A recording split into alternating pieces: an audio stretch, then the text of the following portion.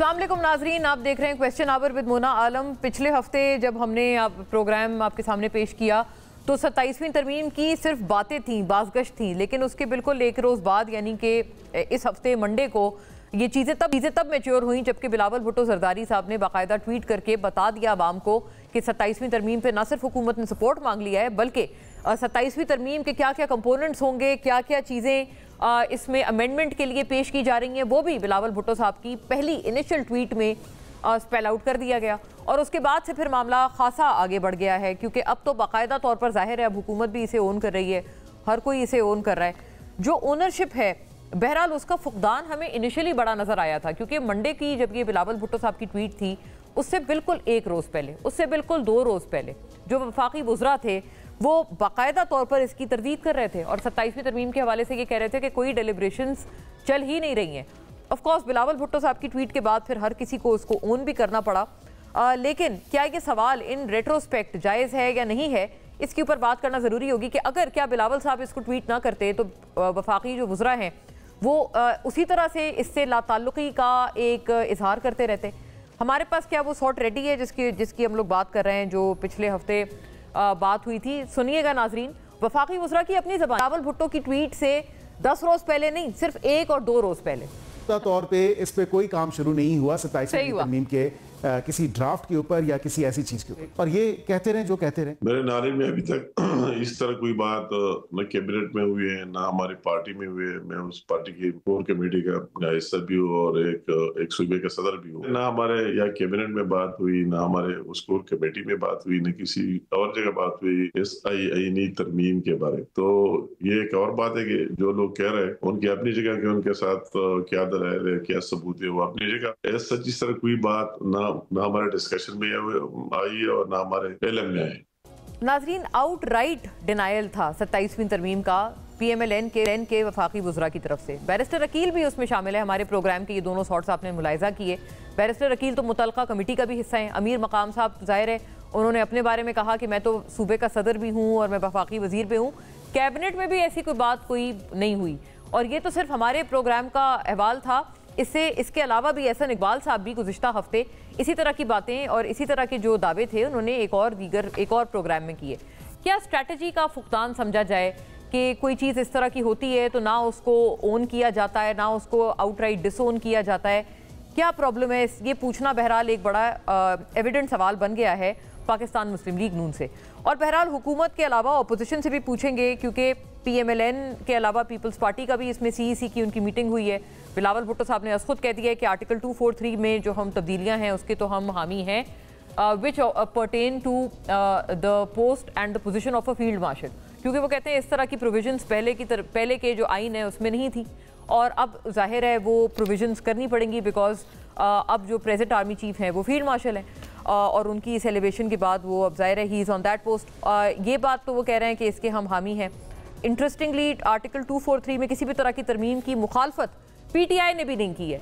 Barrister Gauhar भी ये कहते हैं कि जब भी कोई आर्टिकल 243 के हवाले से हमें कोई मुसविदा आएगा तो हम बात करेंगे, लेकिन वो इसकी कोई मुखालफत नहीं कर रहे चेयरमैन PTI। लेकिन जो पार्टी के फाउंडर हैं यानी कि इमरान खान साहब, वो बहरहाल एक और नया महाज और एक और नया टकराव हुकूमत के साथ करते हुए, इस्टेब्लिशमेंट के साथ करते हुए अपनी लेटेस्ट ट्वीट में नजर आते हैं। ये पोल्स अपार्ट स्ट्रैटेजी PTI के अंदर कब तक एग्जिस्ट करती रहेंगी, इसका सवाल बहरहाल उनसे भी पूछेंगे। और 27वीं तरमीम के हवाले से जो तमाम इतराफ़ के ओपिनियंस आ रहे हैं नुकाती शक्ल में उनको देखते चलिएगा। मौलाना फजलुर रहमान साहब भी बड़े हैं, वो भी इसकी मुखालफत ही कर रहे हैं और वो कह रहे हैं कि 26वीं की में जो हमने चीज़ें निकलवाई अगर वो आप दोबारा डालते हैं तो हम इसको बिल्कुल कबूल नहीं करेंगे, so on and so fourth. मेरा ख्याल है 2 जमातें हैं, एक MQM और एक PMLN है जो कि इसकी हिमायत कर रही हैं बड़े आउटराइट। 27वीं आईनी तरमीम नाजरीन, पाकिस्तान पीपल्स पार्टी ने NFC अवार्ड के तहत सूबों के हिस्से में किसी भी तब्दीली के खिलाफ सुर्ख लकीर खींच दी। पाकिस्तान पीपल्स पार्टी सूबों की मालियाती हुकूक पर किसी सूरत समझौता नहीं कर सकती। चेयरमैन पीपल्स पार्टी बिलावल भुट्टो जरदारी। अगर पीपल्स पार्टी अपनी सियासत बचाना चाहती है तो उसे 27वीं तरमीम के पूरे पैकेज को मुस्तरद करना होगा। लग रहा है कि पीपल्स पार्टी मुकमुका के चक्कर में है। रहनुमा PTI असद कैसर। ज़राए के मुताबिक हुकूमत ने पीपल्स पार्टी को 27वीं तरमीम में NFC अवार्ड को ना छेड़ने का अंदिया दे दिया है। पीपल्स पार्टी के ग्रीन सिग्नल के बाद 27वीं आईनी तरमीम के मुसविदा को हतमी शक्ल उस मुसविदे को दी जाएगी। एज पर द गवर्नमेंट, हुकूमत का 27वीं आईनी तरमीम पर JUI से राब्ता, 27वीं आईनी तरमीम पर हिमायत की दरख्वास्त, मौलाना फजलुर रहमान का मुकम्मल तहरीरी मुसवदा फराहम करने का मुतालबा।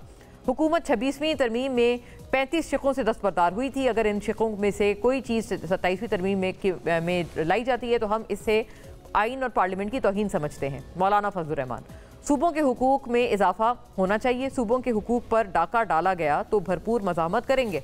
मौलाना फजलुर रहमान, आइन में तरमीम इत्तेफाक राय से होना चाहिए, ना कि अक्सरियत हो तो आप जो मर्जी फैसला करें। आर्टिकल 243 से मुतालिक मुसवदा सामने आएगा तो ही बात करेंगे। ये नाजरीन वो बयान है चेयरमैन PTI बैरिस्टर गौहर का, जिसका मैं भी अभी हवाला दे रही थी। PTI फाउंडर तो बिल्कुल ही किसी और नहज पर हैं, लेकिन आई थिंक ये अलाइनमेंट जो है खासी आउट हुई भी है।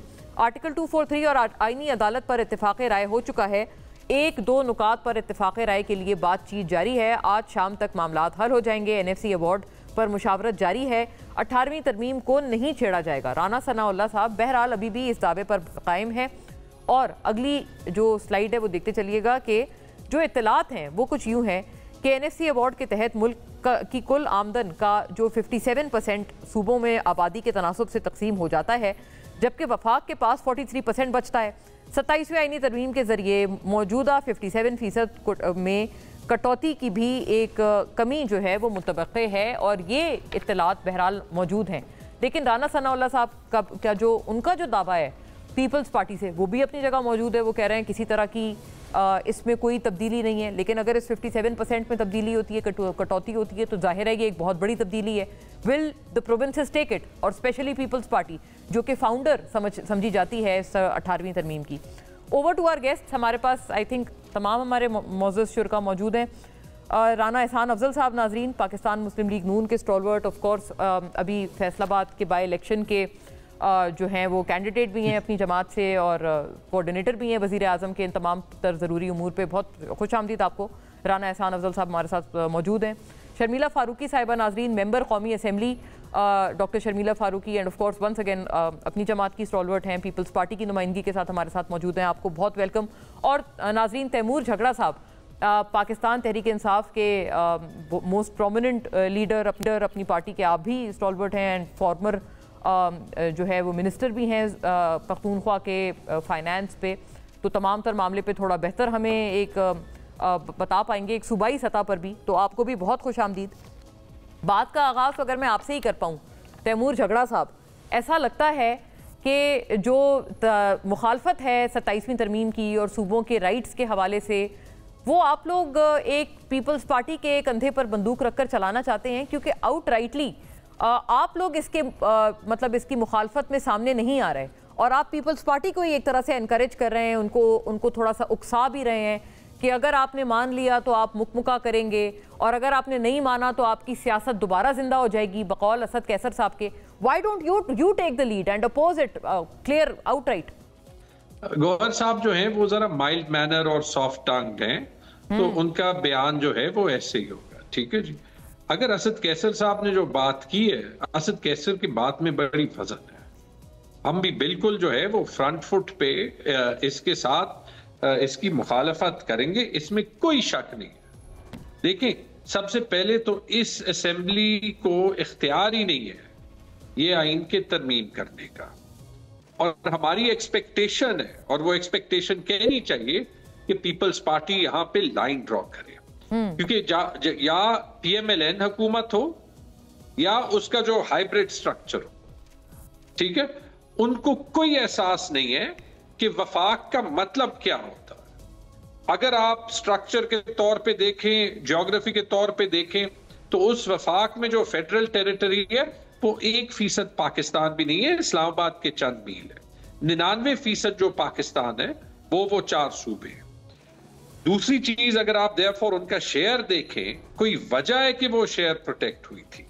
तीसरी चीज, अगर आप ये कहना चाहते हैं कि वफाक को जो है वो मसला है, हाँ है, मुझे ये बता दें मोना कि जब से ये हुकूमत आई है 2022 अप्रैल, क्या किया है इन्होंने, या वफाकी अखराजात कम करने के लिए, या जो है वफाक और सूबे मिल के बैठ के जो है वो ये देखें कि क्या हो सकता है अखराजात कम करके, टैक्स का निजाम बेहतर करके, कोई कॉस्ट शेयरिंग करके कि इसका हल निकल आए। पिछले 4 साल में तो एक एनएफसी की मीटिंग नहीं हुई। तो अगर 4 साल में नहीं हुई और एक रात के अंधेरे में आपने 26वीं तरमीम जो है वो पास करने की कोशिश की, जब वो ना हुई तो फिर उसके बाद डंडे के जोर पे करना पड़ा, अब आप वो दोबारा कर रहे थे। ठीक है, ये कोई तरीका है कि बिलावल के ट्वीट से इस कौम को पता चलेगा कि जी आइन का ढांचा जो है ये वो हमने भी आइडेंटिफाई की है बिल्कुल, और उससे बिल्कुल 1-2 रोज पहले जो फेडरल मिनिस्टर्स थे वो डिनाई कर रहे थे इसको आउटराइट। बिल्कुल ठीक बात है, लेकिन उसकी मेरे ख्याल में वजह यह है कि इनके पास जो है वो इख्तियार नहीं है ना। लेकिन जब आपके पास इख्तियार ना हो तो फिर मसला ये होता है कि आपको एक्चुअली रिजाइन करना चाहिए। अगर हम एक्चुअली देखें तो आई थिंक लॉजिक तो ये बनती है कि पीपल्स पार्टी सिर्फ नहीं, अगर पीएमएलएन में भी 1% जमहूरियत के लिए एहसास है ना, तो वो शहबाज शरीफ जैसे डोनाल्ड ट्रंप की तारीफ कर रहे थे उस मोड में ना जाए और वो खुद लकीर खींचे कि ये तरमीम नहीं होगी। बिल्कुल, क्योंकि सिविलियन सुप्रीमेसी का जो नारा था वो इन द फर्स्ट प्लेस हमने वोट को इज्जत दो एंड ऑल दो स्लोगन्स हमने नवाज शरीफ साहब की जबान से सुने थे। क्यों राना साहब, आपसे अर्ज ये वाई, मतलब बहुत बड़ा एक सवाल है और क्यों है कि इसकी तरदीद क्यों की जा रही थी, और क्या बिलावल साहब का शुक्रिया अदा किया जाए कि अगर वो मंडे को ट्वीट ना करते तो आप लोग उससे, अगर वो ना होती ट्वीट तो आप तमाम जो हैं वो तब भी डिनाइल मोड में रहते कि कोई तरमीम नहीं आ रही और ना कभी आएगी, ऐसा तो कोई डिस्कशन ही नहीं हो रहा। बिस्मिल्लाहिर्रहमानिर्रहीम। देखिए, अगर ये इस असेंबली का इख्तियार नहीं है तो ये क्या श्रीलंका की असेंबली का इख्तियार है कि वो आईनी तरमीम करे, या ये इंडियन असेंबली का इख्तियार है कि वो आईनी तरमीम पाकिस्तान में आके करे? तो इसी असेंबली का इख्तियार है ना, इसी असेंबली से आप तनख्वाहें भी ले रहे हैं, इनके लॉजेस में भी आप रह रहे हैं, आपके मेंबरान वहाँ अटेंड भी करते हैं और आप कहते हैं इसी असेंबली का इख्तियार नहीं है।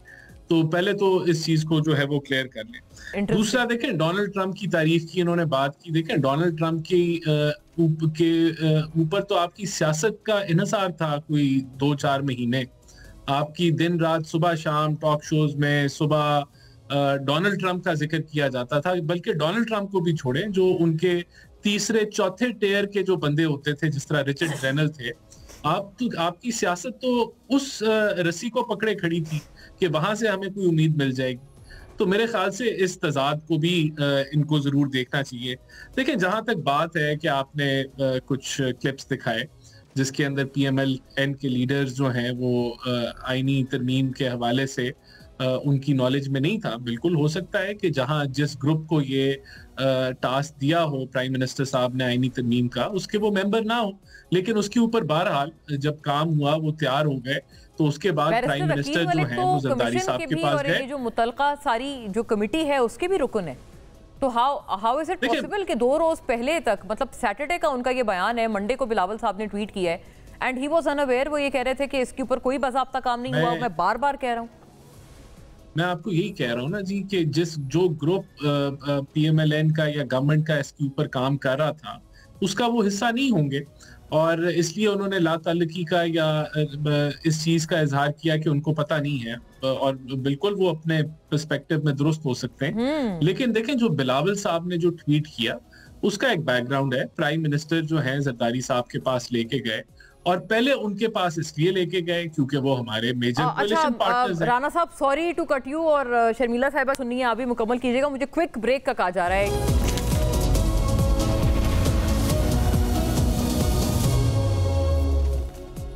वेलकम बैक नाजरीन, over to our guest. This also holds true कि हमने जो ज़राए से हमारे एक बात चलाई थी अभी इब्तदाई में कि कोई कटौती मुतवक्के है 57% प्रोविंसेस के शेयर में। अभी बिलावल भुट्टो साहब भी इसके मुखालफत करते हुए ये कह रहे हैं कि ये तो हो ही नहीं सकती, शेयर सूबों को बढ़ सकता है, कम नहीं हो सकता। राना साहब, आप अपनी बात प्लीज़ मुकम्मल कीजिएगा। आपने झगड़ा साहब को बताया कि तजाद आपने गिनवाए, और आपने अपने एंड पे भी बताया कि मतलब आप लोग इस हवाले से ऐन मुमकिन है कि आपके वुज़रा को नहीं पता था। बिलावल साहब ने ट्वीट किया, मतलब अदर देन दैट भी आपको लगता था कि वाकई ये बात सही है कि आपके वुज़रा को नहीं पता था, और अगर ये बात आप कह रहे हैं कि नहीं पता था तो ये पीटीआई की तनकीद क्या आपकी तो ऊपर लेजिटिमेट फिर नहीं बैठेगी कि वो जो कहते हैं कि आपको कुछ पता ही नहीं होता और everything goes on in the country and in the parliament without even your knowledge?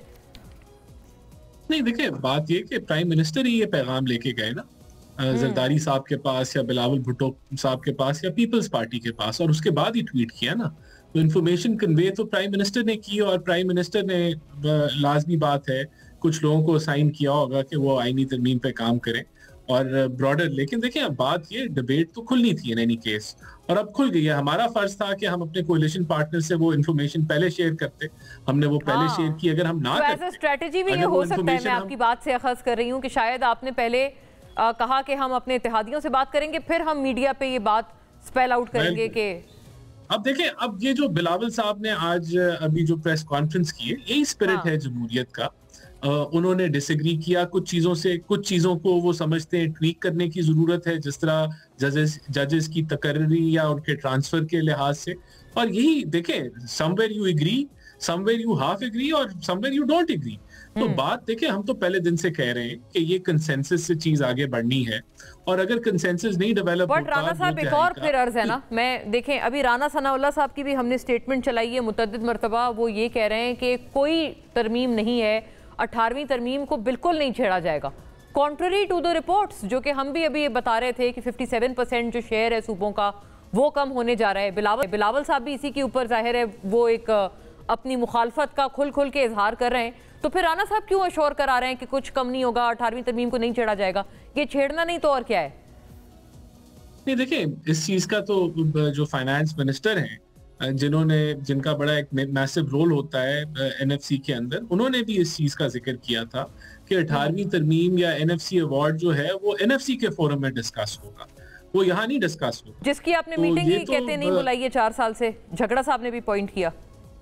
नहीं, वो दैट इज अनदर सब्जेक्ट, लेकिन ये कैटेगोरिकली फाइनेंस मिनिस्टर की स्टेटमेंट आई है, और 18वीं तरमीम के ऊपर मेरा नहीं ख्याल कि ये 27वीं तरमीम में उसको जो है वो चेंज करने की कोई जो है रिकमेंडेशन थी। राइट शर्मिला साहिबा, आप ओवर टू यू, क्योंकि जाहिर है इस पे पीटीआई भी आपकी तरफ देख रहे हैं कि आप लोग फाउंडर थे 18वीं तरमीम के, आपको सबसे ज्यादा मुखालफत करनी चाहिए। और राना सनाउल्लाह साहब की जो ये स्टेटमेंट है ये अपनी जगह इंटैक्ट है। वो कहते हैं कि 18वीं तरमीम में और एनएफसी अवार्ड में कोई तब्दीली नहीं हो रही। इसकी रीअश्योरेंस आपको राना एहसान अफजल साहब भी करवा रहे हैं। Do you buy it? देखिए जी, अभी आपने चेयरमैन साहब की गुफ्तगू सुनी और उन्होंने बड़े वाज़े तौर पे ये कहा कि एनएफसी अवार्ड के ज़रिए सूबों के वसाइल बढ़ा सकते हैं लेकिन घटा नहीं सकते। तो डेफिनेटली ऐसी कोई तजवीज़ ज़रूर हुकूमत की जानिब से आई होगी, क्योंकि ये पिछले 1-1.5 साल से इस पर बात भी कर रहे थे कि जी फेडरल गवर्नमेंट को खसारा है, सूबों के पास ज़्यादा वसाइल हैं, ज़्यादा जो रेवेन्यू होता है वो सूबों को ट्रांसफ़र हो जाता है। उसमें हम यही कहते थे कि आप अपने खर्चे कम करें, जो वजारतें डिवॉल्व हो चुकी हैं उनको आप ख़त्म करें, वहाँ पैसे बचाएं, और बहुत सारे दूसरी चीज़ें हमने इस पर बड़ी खातिर खा इस पर हमने तफसीली गुफ्तगू की है पिछले 1 साल के अंदर। दूसरी चीज़ ये थी कि एजुकेशन और पॉपुलेशन के हवाले से भी ये बात कर रहे थे कि जी यकसा निज़ाम होना चाहिए और फेडरल गवर्नमेंट के डोमेन में होना चाहिए। और ये बिलावल साहब ने भी ट्वीट करके ही हमें बताया था कि ये 2 सब्जेक्ट्स भी वापस वफाक को जाने वाले हैं। बिल्कुल बिल्कुल।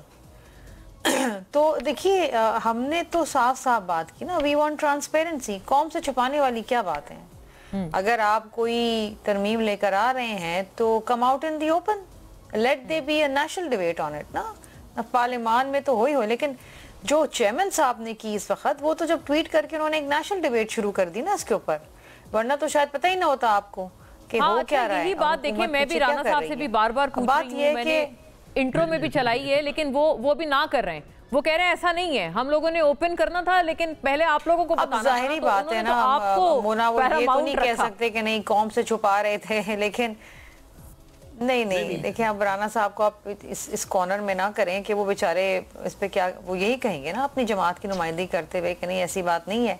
लेकिन बात तो कुछ ऐसी थी ना, बात तो सच है मगर बात है रुसवाई की, क्योंकि आप तो छुपा रहे थे।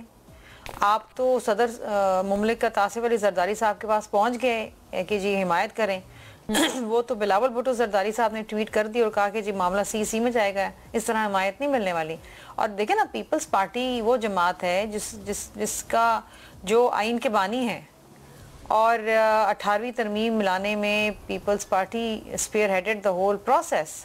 रज़ा रब्बानी साहब बैठे थे और बड़ी डिलिब्रेशंस हुई। तो हम तो कहते हैं कि अगर ये मुल्क आइन के तहत चलता है तो इस आइन के तहत वो शिकें होनी चाहिए जो अवाम का मसाइल हल करें, जो वफाक को और फेडरेटिंग यूनिट्स को मजबूत बनाएं। तो अब बाकी तो ज़ाहिरी बात है लोगों की ख्वाहिशात हो सकती हैं, लेकिन उस ख्वाहिशात पे तो आइन में तब्दीली नहीं होगी ना। आपको बड़े वाज़े तौर पे इस वक्त बता दिया गया है कि जी 3 चीज़ें हैं जिसके ऊपर हिमायत की जाएगी, उसके अलावा कोई और चीज़ पे पीपल्स पार्टी हिमायत नहीं करेगी, और नहीं करेगी पीपल्स पार्टी तो फिर वो बाकी शिकें पास नहीं हो सकती।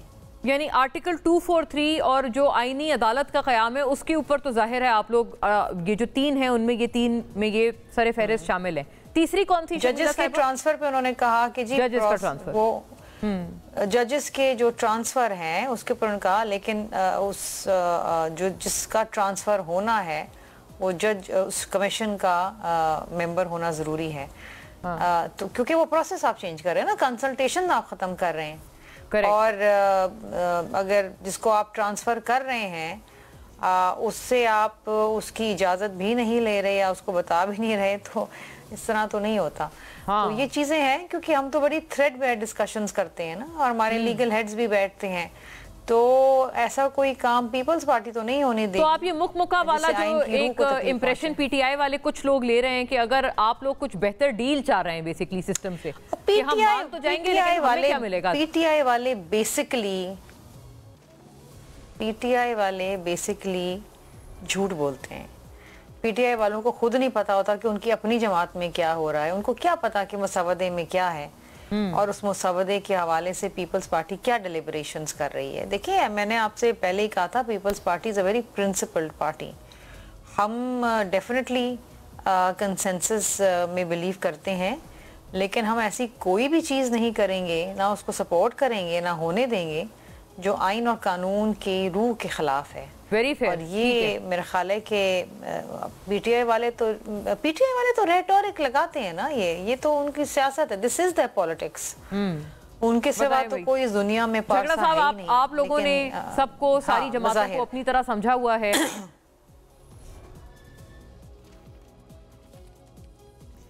झगड़ा साहब, ओवर टू यू। सॉरी जी, क्या सवाल है?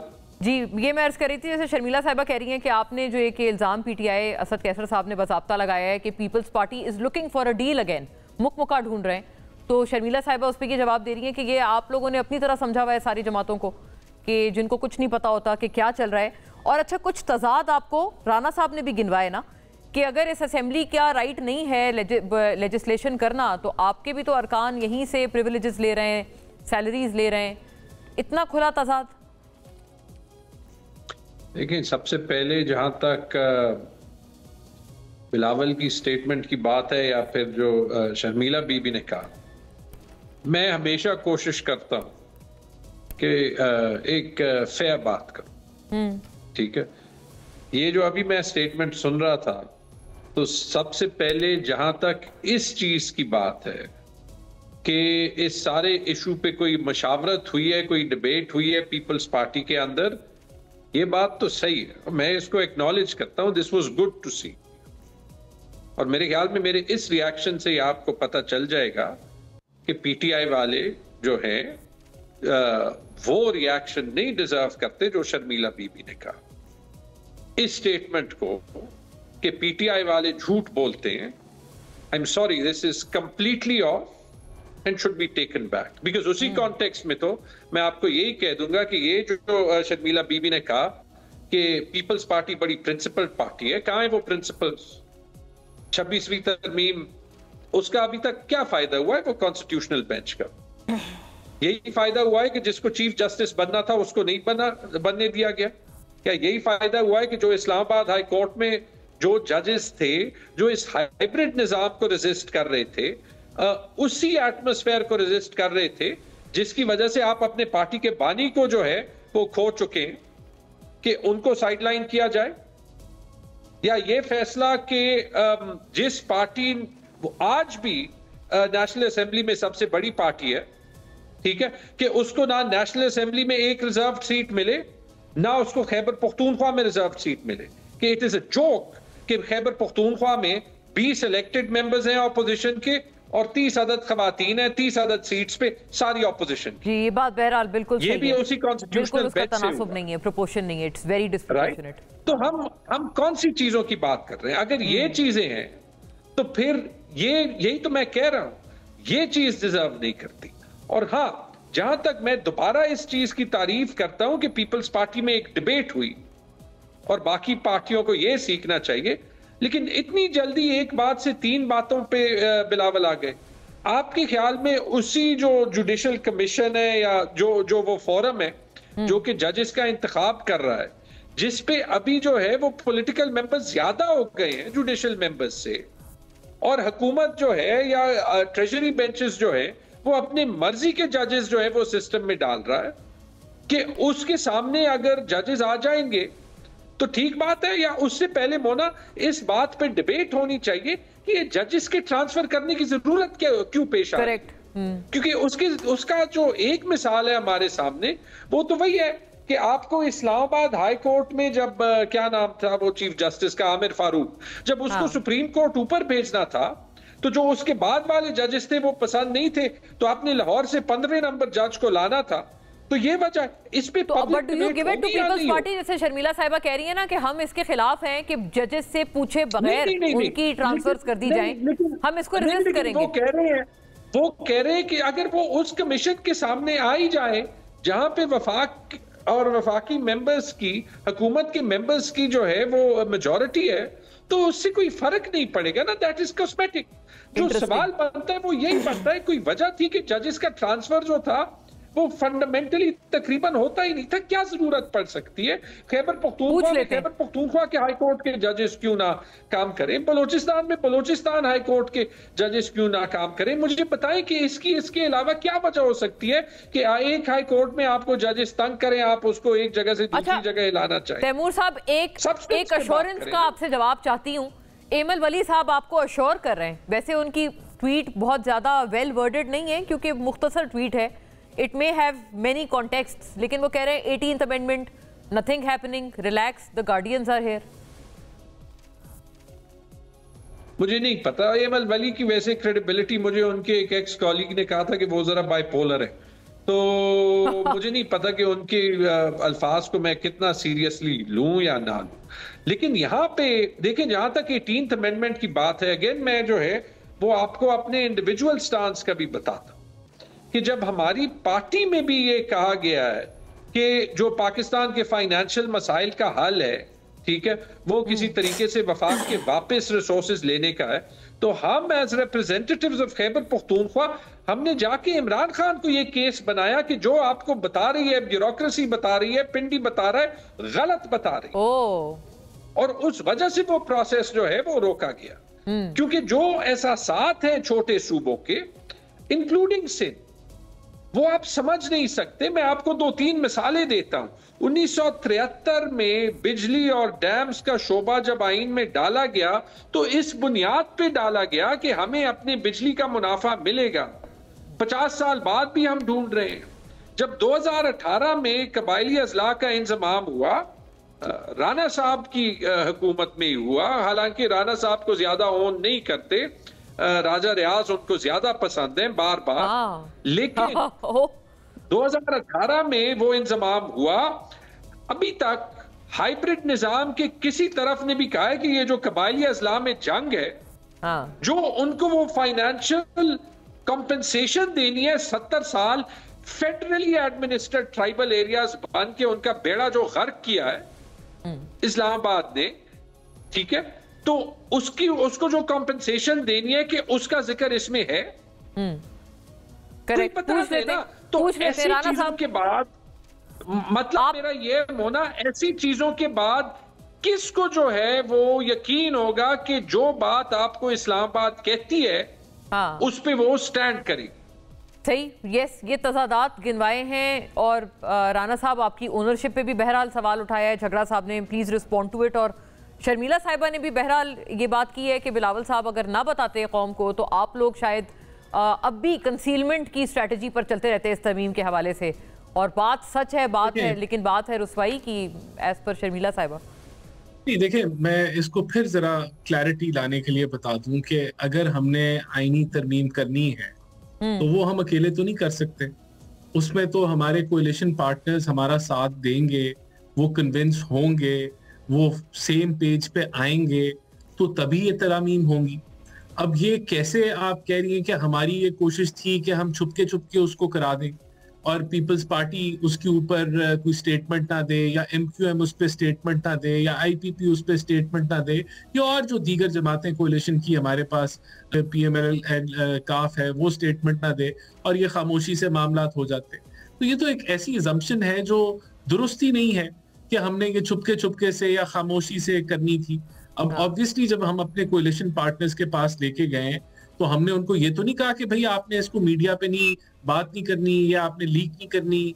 उन्होंने अपना इंडिपेंडेंट उस पे एनालिसिस किया, मीडिया को दे दिया। अगर हम ना लेके जाते उनके पास तो इन्होंने कहना था आप हमें ये क्या कह रहे हैं। तो ऑब्वियसली देखें, we took the right course, और हम ये भी पहले दिन से कह रहे हैं कि हम NFC को जो है उसको तब्दील नहीं कर रहे इन तरामीम में।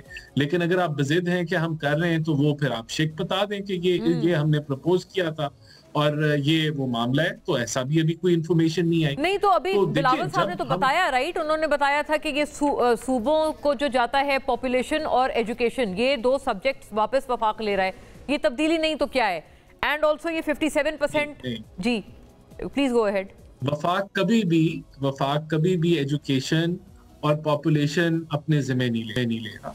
हाँ? जो बात हमने तो ये बिलावल साहब ने मतलब ये गलत ये बात उन्होंने ट्वीट की है। This was never a proposal from your side, this is breaking news. I must say let me explain. जो हमने इसके ऊपर बार-बार क्लैरिफिकेशन दी है कि ये दो ऐसे शोबे हैं कि जिसमें जिस तर्ज पे पाकिस्तान को इसमें इंप्रूवमेंट लाने की जरूरत है और सूबों की डोमेन है, उस तरीके से नहीं हो रहा। तो एक नेशनल कोहेजन होनी चाहिए है टारगेट्स के ऊपर, एजुकेशन के सिलेबस के ऊपर हार्मनी होनी चाहिए है। पॉपुलेशन ग्रोथ आज भी हमारा 2.5-2.6% है। तो इन शोबों के ऊपर we need to move at a quicker pace. तो ये मकसद था, ये मकसद नहीं था कि इख्तियारात जो है वो वफाक ले लेगा और फंड्स भी कोई परसेंटेजेस में भी तब्दीली आ जाएगी। ये तो बिल्कुल भी एम नहीं था।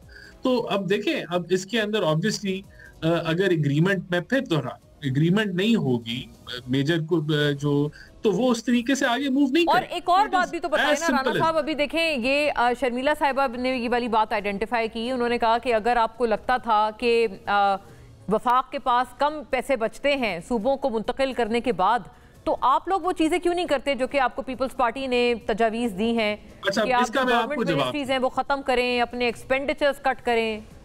मैं आपको इसका बड़ा सिंपल सा जवाब देता हूँ। ये इतना सिंपल नहीं है।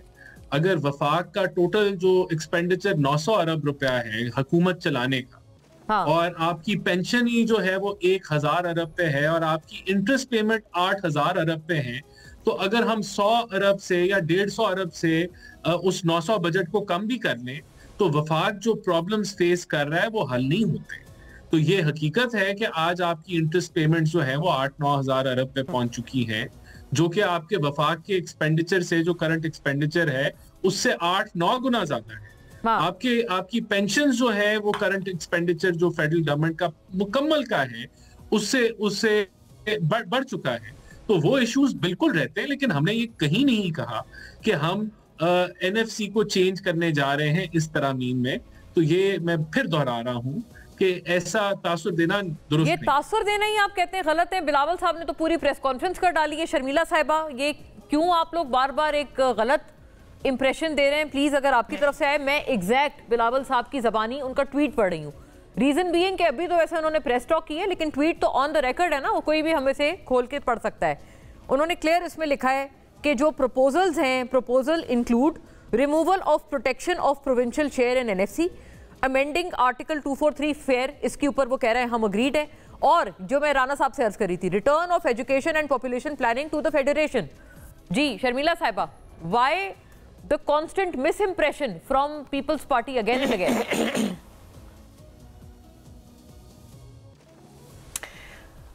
देखें Mona, Peoples Party has come out very very clean as always. हमने ट्रांसपेरेंसी दिखाई है और हमने ट्रांसपेरेंसी पूरी कौम को दिखाई है।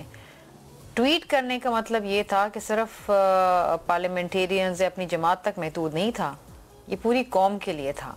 अब इसके ऊपर PMLN कुछ भी कहते रहे कि जी ऐसा है, ऐसा नहीं है, ऐसा था, ऐसा नहीं था, लेकिन बड़ी साफ साफ बात की। और आज भी उन्होंने बड़ी साफ साफ बात की कि प्रोविंशियल शेयर बढ़ाया जा सकता है, कम नहीं किया जा सकता। हाँ। तो डेफिनेटली ऐसी तजवीज़ थी। और जिस तरह भी राना साहब बात कर रहे हैं कि जी हम ये भी कर लेते हैं, वो भी कर लेते हैं, तो भी खसारा रहता है और ये इतने पैसे बचते हैं।